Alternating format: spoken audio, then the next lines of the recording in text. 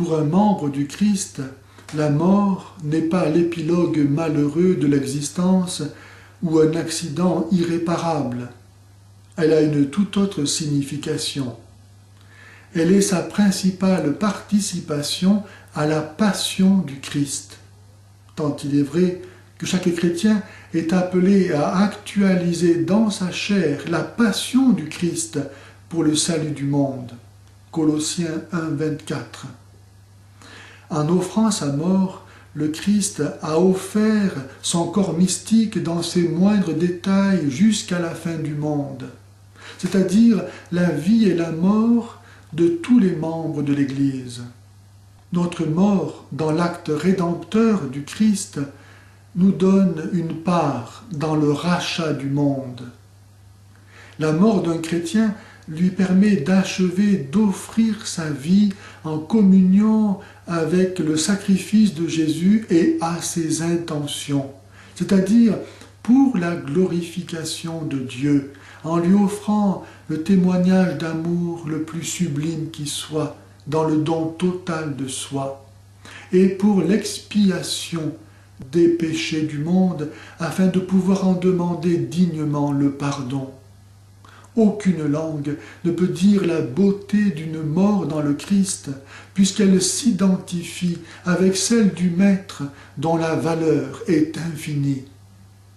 La mort du Christ ne s'est pas accomplie au hasard, mais selon un rite minutieusement déterminé par le Père de toute éternité. Les prophètes en avaient annoncé chaque détail. Dans le dessein divin, la mort du Christ et les nôtres constituaient un tout et formaient l'hommage complet de l'humanité régénérée. Chacune de nos morts, comme celle du Christ, était présentée avec son rite. La condition pour mourir dans le Christ est donc l'acceptation généreuse et sans réserve aucune des détails de notre fin. Et quand on sait par qui et comment ils ont été décidés, comment pourrait-on avoir de la peine à les accepter? Notre mort ainsi envisagée dans sa sublime réalité prend un aspect de grandeur et de dignité qui la rend enviable. Collaborer à l'œuvre rédemptrice du Christ en jouant dans cette grande harmonie universelle de sa mort, la note qu'il veut, n'est-ce pas un honneur immense dont nous devons être fiers?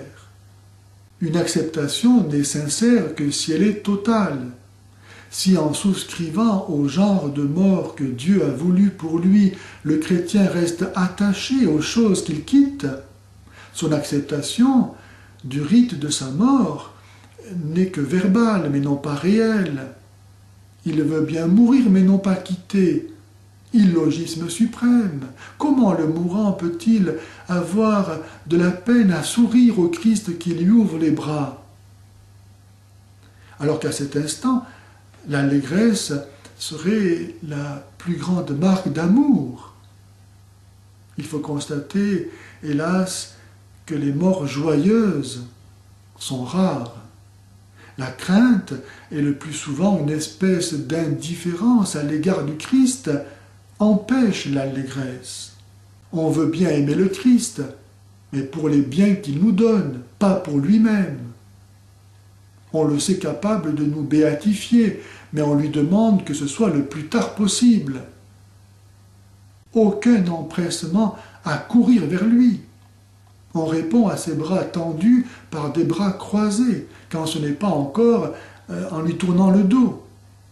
Une telle attitude n'est certes pas flatteuse pour le Maître, et s'il peut la pardonner parce qu'il comprend le poids qu'exerce sur nous l'attrait du temporel, du visible, du charnel, dont nous hésitons à nous défaire par goût de la jouissance sensible et peur de l'inconnu, il n'en reste pas moins qu'entre le Christ et l'âme du mourant, une gêne retardera l'union, gêne qui devra être consumée dans le feu du purgatoire, si toutefois elle n'est pas due à quelque péché mortel. Pour entrer dans le bonheur pour lequel Dieu nous a créés et rachetés, il faut donc s'y préparer de longue date. Un travail quotidien dans une vie d'oraison sans cesse jaillissante sera seul capable de nous donner le moment venu la juste attitude à avoir au moment du don total. Chaque messe nous est donnée pour nous permettre aussi de préparer notre mort, puisque celle-ci est anticipée dans l'offrande du sacrifice de Jésus dont nous sommes les membres. Par lui, avec lui et en lui, à toi, Dieu le Père Tout-Puissant, dans l'unité du Saint-Esprit, je te donne ma vie, en suprême témoignage d'amour, pour ta gloire, maintenant et à jamais. À chaque messe, disons intérieurement à Dieu, Père, avec Jésus, je vous offre sa mort, c'est-à-dire l'offrande de sa vie, et dans sa mort, je vous offre la mienne, en acte de charité parfaite, en suprême témoignage d'amour pour vous, et en expiation pour mes péchés et ceux du monde entier. Je vous demande, au nom de l'amour de Jésus, qui me lave dans son sang de toutes mes fautes, de nous rendre dignes de vous, afin que nous puissions vivre dans votre grâce et mériter de demeurer dans votre gloire pour l'éternité. Ainsi soit-il, au nom du Père et du Fils et du Saint-Esprit.